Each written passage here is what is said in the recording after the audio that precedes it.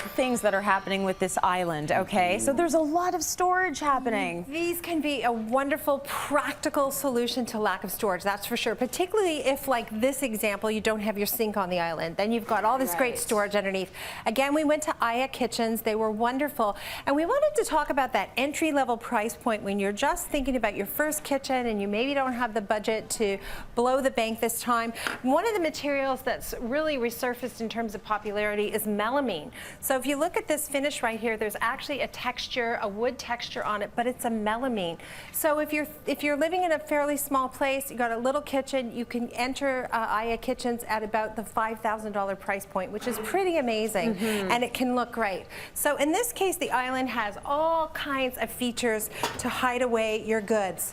This is a pull-out pantry, and of course you can get all your canned goods in there. I got distracted earlier because they put a whole grain dark chocolate cake mix in there. Oh, naughty, I naughty, might just buy a naughty. new kitchen just so I can have this cake mix. I think so. Yeah. It's worth it. But that's important. See how narrow that cabinet is? If that was a door, it'd be very hard to get into the back of that cabinet. Exactly. So you really need that to pull out. Otherwise, everything at the back is you're never going to get at. And you know smart. how it is. You find a minestrone soup from 1999, and you think you're hungry, so I could eat it. That would be fine. Okay. I have this feature, and I love it. So this is a pull-out garbage recycling and then compost, and it's wonderful because this little container here is all your compost material. That's so smart. So in a condo or if you compost at home, it makes it really simple to separate those items out. Just take that out, take it to the other bin, Exactly. you know, And and they're you're all washable. done. You can lift all those bins out and just take them outside and wash them out. Love it. Very good. Nicely Love it. and neatly tucked away. And then, of course, you're going to want to do some organization inside your drawers for your cutlery, and those are all kinds of inserts.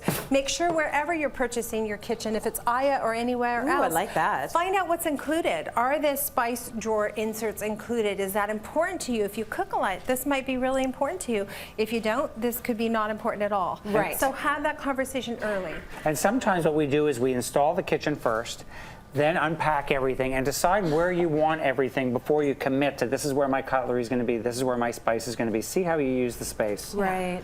And when you're doing a new kitchen or a new bath, a new bedroom, anything, it's a perfect time to edit. So if you find that you have 88 pots and saucepans, unless you're a professional chef, it might be time to let some of those go to somebody who could use them. But you will need pot drawers. And this is great for small appliances too, because see the height you have here? If you don't want, you can't fit mix masters and the KitchenAid in a drawer. So this is great because you can put large pots or small appliances in there. And people are buying more and more blenders and juicers and coffee makers, all that kind of stuff. I was just about to say that. Vitamix, yeah, absolutely. My favorite machine. The KitchenAid stand mixer. Oh, the KitchenAid is the best. Juicers, blenders, coffee machines, which usually just stay out on the counter because they're so gorgeous now. Well, look at the But colors, so like the many KitchenAid things. that comes in all those beautiful colors. The yellows. Really nice. It's fun. Okay, so this is a smart way to do storage for sure. And of course, you're going to have storage front and back in that case. So if you have an overhang and you have counter stools, make sure that the storage you put under the counter stools is stuff that you're not going to need to get to very often. And look at the side here where there's the cookbook storage. Oh, here we go. I don't know if Ozzy, you want to take a shot of this, but at the side here, you also have extra shelving. Yes, for cookbooks. Which is perfect. See, now are people buying, are you buying cookbooks?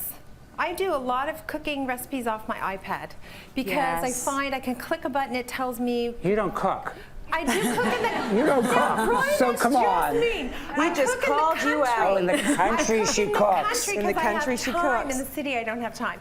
But in the country I do, and I love, you know how sometimes it'll say you need a centimeter or something? I don't know what a centimeter is, so I click a button, it converts it to metric or the other one, imperial for me. I'll tell you something, people still love to buy cookbooks. Oh, a lot of people are going, like they're Googling, they're getting their recipes online, but for some reason, a lot of people I know read them as books. Absolutely, like coffee table books, like design books. They're gorgeous now. And the pictures. And the pictures are beautiful. The other thing to think about is space. If you do have a dishwasher in that island, you've got to make sure you leave enough space. Our producer was saying yesterday, if you need to get it fixed, you need enough space to pull it out. Correct. So you usually have between 36 is your minimum between the counter and the island. Usually we do 42 or 48 if you have the room, but you have to be able to get the appliance out or just open the door and be able to go behind, between the door and the adjoining cabinets. Yeah, really good tips. Let's go to break. It's home day. We've got more coming up.